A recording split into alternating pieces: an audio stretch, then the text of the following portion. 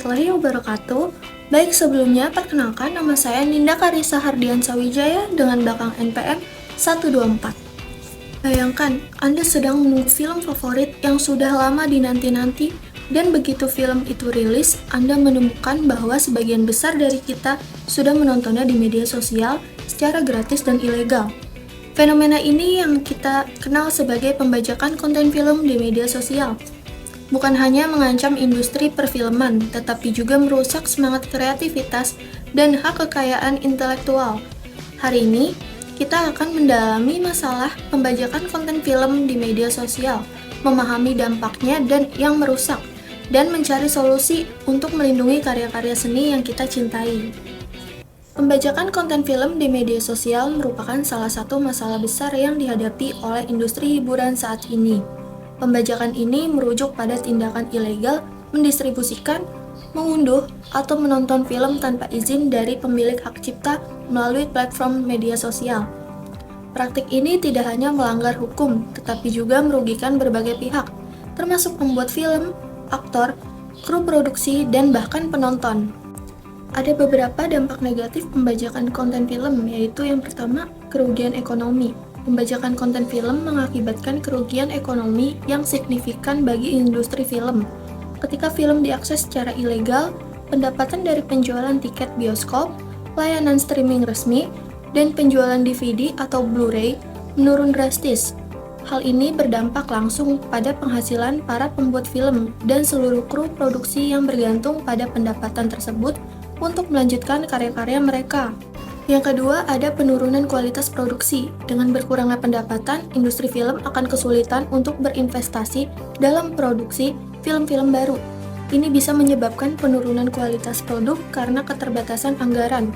Kurangnya dana juga dapat mempengaruhi aspek kreatif dari sebuah film, mengurangi inovasi dan keberagaman dalam dunia perfilman. Yang ketiga, pelanggaran hak cipta. Pembajakan merupakan pelanggaran hak cipta yang serius. Hak cipta memberikan perlindungan kepada para pencipta karya seni, termasuk film, untuk mengontrol bagaimana karya mereka digunakan dan didistribusikan. Dengan adanya pembajakan, hak-hak ini dilanggar dan para pembuat film kehilangan kontrol atas karya mereka. Yang terakhir yaitu merugikan konsumen. Meskipun konten bajakan mungkin tampak seperti opsi yang lebih murah atau bahkan gratis bagi konsumen, kenyataannya ini dapat membawa resiko. Situs atau akun media sosial yang menawarkan konten bajakan seringkali tidak aman dan mengandung malware atau virus yang membahayakan perangkat pengguna.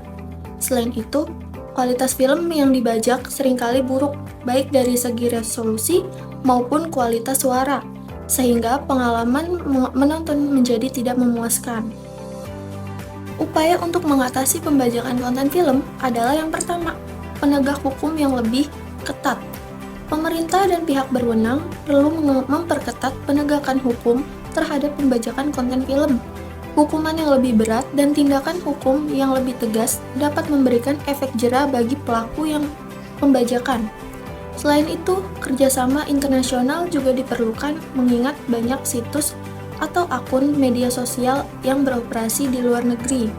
Yang kedua, edukasi dan kesadaran masyarakat. Meningkatkan kesadaran masyarakat tentang dampak negatif pembajakan konten film adalah langkah penting.